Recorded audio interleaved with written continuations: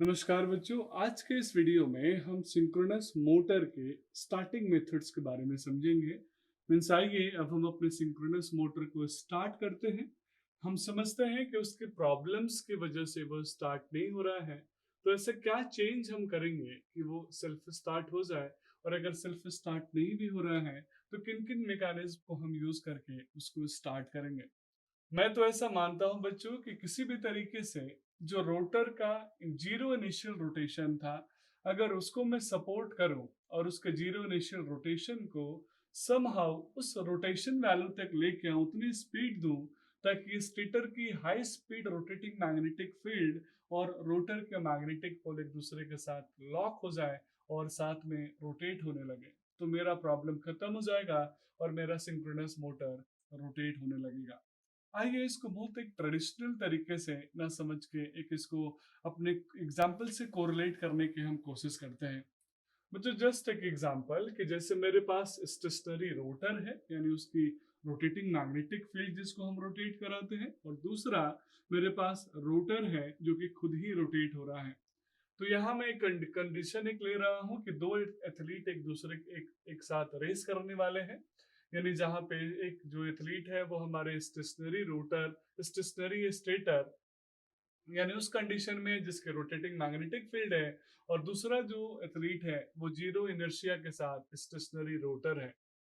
दोनों एक साथ दौड़ने की कोशिश की, लेकिन जैसा कि हमने देखा कि जो स्टेटर का रोटेटिंग मैग्नेटिक फील्ड है उसकी स्पीड सिंक्रोनस स्पीड है काफी हायर है, और रोटर के पास जीरो इनिशियल रोटेशन है, इनर्शिया है ही नहीं। इसलिए रोटर काफी पीछे छूट गया, वो रोटेट नहीं हो पाया, वो आगे दौड़ ही नहीं पाया। यानी सेम ऐसा ही कुछ कंडीशन हमारे सिंक्रोनस मोटर में होता है कि रोटेटिंग फील्ड की स्पीड हायर होने की वजह से वो काफी तेजी से रोटेट होने लगती, और रोटर कभी भी उस स्पीड को कैच ही नहीं कर पाता, तो उसके बीच की जो मैग्नेटिक फोर्स है वो इतनी अच्छी नहीं हो पाती और वो रोटेट नहीं हो पाता। काश ऐसा होता कि दोनों एथलीट, यानी जो स्टेटर की रोटेटिंग मैग्नेटिक फील्ड है और रोटर के बीच में एक मैग्नेटिक लॉकिंग स्टार्टिंग से होती, और वो लॉकिंग इस तरीके से होती कि दोनों एक दूसरे के साथ दौड़ना स्टार्ट करते।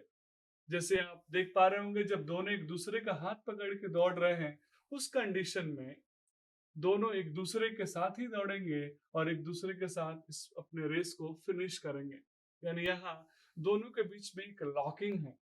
सेम ऐसा ही कुछ हम करने वाले हैं अपने स्टेटर के रोटेटिंग मैग्नेटिक फील्ड और स्टेशनरी रोटर के बीच में, ताकि दोनों के बीच में एक तरह से मैग्नेटिक लॉकिंग डेवलप हो पाए और दोनों एक दूसरे के साथ रोटेट हो पाए, दोनों एक दूसरे के साथ सिंक्रोनस स्पीड से चल पाए।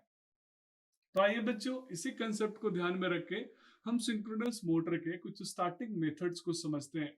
सबसे पहला और जो कॉमन स्टार्टिंग मेथड है वो इस तरीके से है कि हम एडिशनली रोटर को, यानी किसी एडिशनल मोटर की मदद से अपने रोटर को शुरुआत में रोटेट कराएं, और जैसे ही वो सिंक्रोनस स्पीड यानी रोटेटिंग मैग्नेटिक फील्ड के स्पीड के बराबर आ जाए तो दोनों को इनर्जाइज्ड करें, और उस तरीके से दोनों के बीच में लॉकिंग हो जाएगी, और लॉक होने के साथ दोनों एक कांस्टेंट स्पीड के साथ रोटेट होने लगेंगे और मेरा मोटर स्टार्ट हो जाएगा।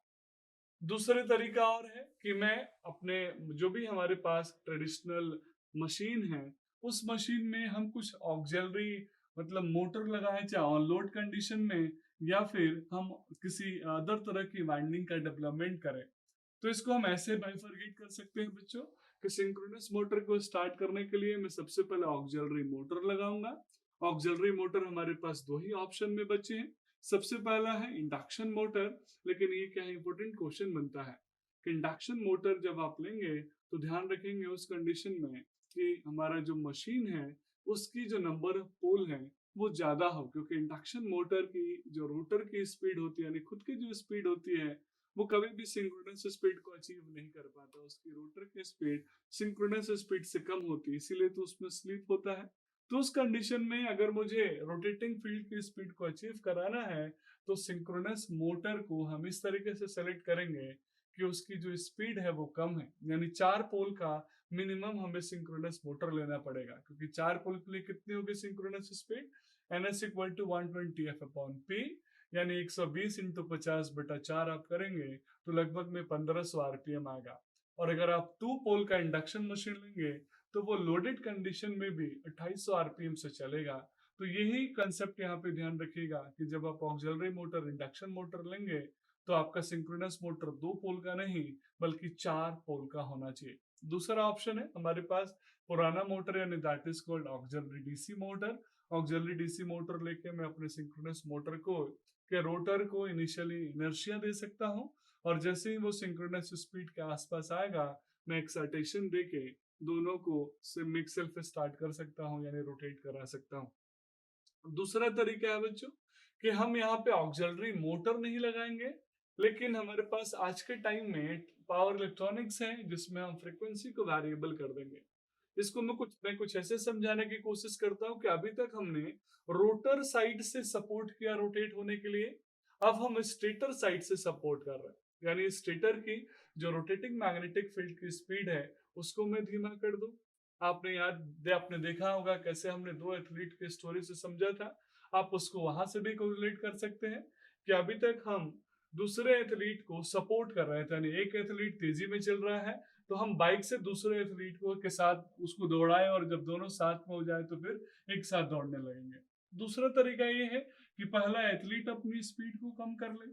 सेम ऐसे ही स्टेटर की फ्रीक्वेंसी को हम चेंज करके थ्री फेज सप्लाई की फ्रीक्वेंसी को साइक्लो कन्वर्टर से एसी ड्राइव से कम करके हम उसकी रोटेटिंग फील्ड की स्पीड को पहले कम कर सकते हैं, और जब दोनों के बीच में लॉकिंग हो जाएगी बच्चों तो हम फिर से वापस फ्रीक्वेंसी को बढ़ा के और अपनी मशीन को रेटेड फ्रीक्वेंसी पे ऑपरेट करा सकते हैं। इन सभी को हम डिटेल में आगे समझेंगे, परेशान होने की जरूरत नहीं है। अगला तरीका है बड़ा ट्रेडिशनल है, हम सब जानते हैं इंडक्शन मोटर सेल्फ स्टार्ट होता है। तो इंडक्शन मोटर की तरह सेल्फ स्टार्ट बनाने के लिए मैं एक एडिशनल वाइंडिंग अपने रोटर में लगाऊंगा, that is called damper winding.